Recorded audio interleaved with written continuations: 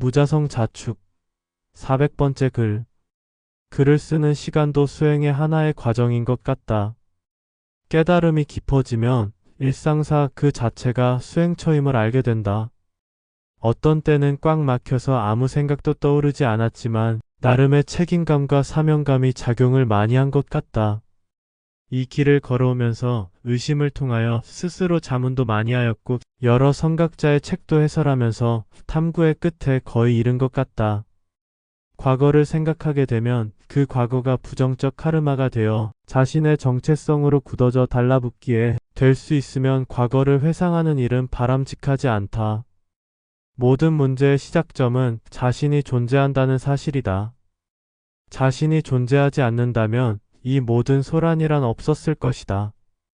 적어도 육체를 갖는 생명체로 태어나지 말았어야 한다. 물리적 시스템의 물리적인 육체로 존재하게 되면 당연히 생존 본능에 얽매여야 하고 원치 않는 악도 어쩔 수 없이 저지를 수밖에 없게 된다. 진리를 탐구하면서 밝힌 중요한 사실이 있다면 인간에게는 영혼이 있으며 그 영혼은 자신의 의지보다는 절대적 힘에 따라 끝없이 윤회하는 시스템이라는 점이다. 즉 자신의 의도보다는 회유와 협박에 의한 윤회라는 점이다. 모든 기억을 잊고 아이로 태어나면 그 아이가 신도 아닌데 오류를 범하거나 잘못된 길을 가는 것은 당연한 일이다. 그런데도 사회는 그 아이에게 신과 같은 도덕성을 강요한다. 오히려 무지하거나 의식이 희미하게 태어나는 아이가 이 세상을 살아가기에는 더 편한 곳이 되어버린다. 의식이 오롯이 깨어있으면 이 세상은 지옥과도 같아진다. 생생한 의식과 부조리한 생존 시스템이 충돌을 일으키니 번뇌망상이 끊이지 않게 되는 것이다. 그래서 번뇌의 근원인 의식의 소멸을 위하여 이 길에 첫 발을 디뎌 수행자의 길을 시작하는 것이다. 모든 만물이 텅 비었다는 공성의 이치를 체득하여 집착이 사라지면 모든 것은 마음 한 점의 작용임을 알아서 어떤 것에도 끌려다니지 않는 해탈의 상태에 이르게 된다. 그러나 해탈은 자신의 내부에서 일어나는 것으로서 마음의 고요와 평화를 주지만 자신의 외부에서 펼쳐지는 존재에 대해서는 무지한 상태이다. 해탈 상태에서는 자신의 영혼도 모르고 윤회도 모른다. 왜냐하면 해탈 상태에 이르면 영혼과 윤회가 있고 없음은 중요하지 않으며 설령 있다고 하여도 자신과는 무관한 상태가 되기 때문이다.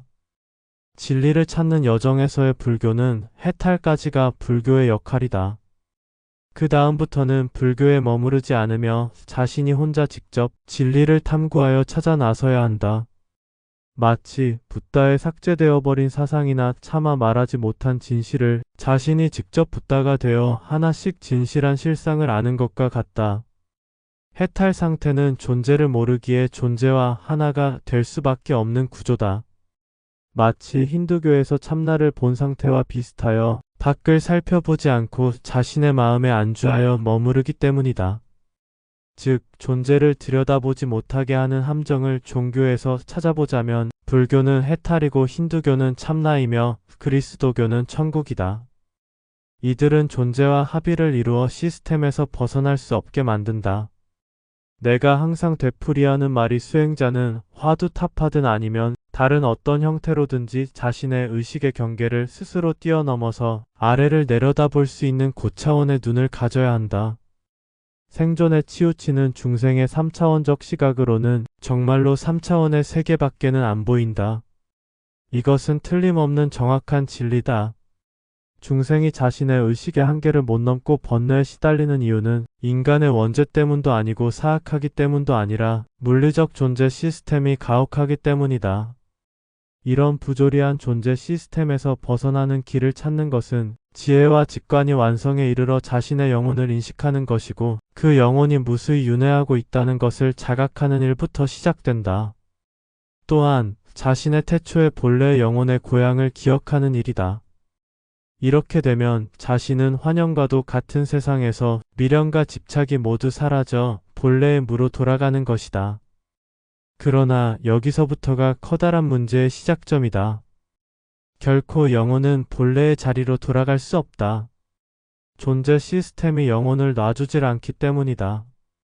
자, 그러면 어떻게 해야 존재 시스템에서 벗어날 것인가? 이는 각자마다 본 바와 깨친 바가 다르기에 여기서는 나 자신은 과연 존재 시스템에서 벗어날 수 있는지 검증해 보고자. 첫째는 존재 시스템을 벗어날 수 있다는 확신이 점점 늘어난다는 점이다. 왜냐하면 나만큼 존재 시스템을 탐구한 사람도 없기 때문이다. 불교를 바탕으로 한 단계별 깨우침도 모두 체득했으며 다양한 종교들을 접하면서 불교에서 부족한 부분들도 알게 되었다. 무엇보다도 내가 본 존재 시스템의 이치와 원리는 거의 정확하다. 둘째는 태어나기 이전에 나의 영혼이 이번 생이 마지막이다는 확정을 여러 곳에다 심어놨다는 점이다. 또렷한 의식을 통하여 존재에 만연한 괴로움을 알게 되었고 딱 마지막 인생이 될 만하게 만난 가족들과 태어난 날짜와 손금의 징표 그리고 끝장을 보려는 근기는 어쩌다 벌어지는 우연이 아닌 분명 필연이다. 셋째는 존재에서 못 벗어나게 하는 존재들과 거짓 속임수의 시스템이 있다는 것을 안다는 점이다.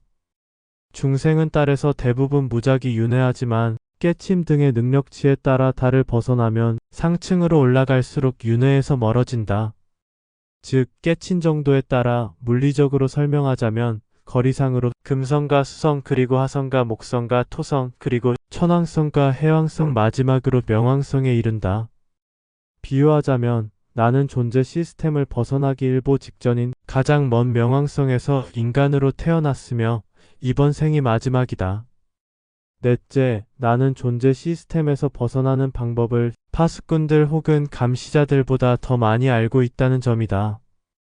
문지기보다 구조와 시스템에 대해 더 잘 알면 문지기는 소용없다. 또한 피고가 재판관보다 더 많이 안다면 판결은 성립되지 않는다. 더는 존재하기를 거부하는 것이다.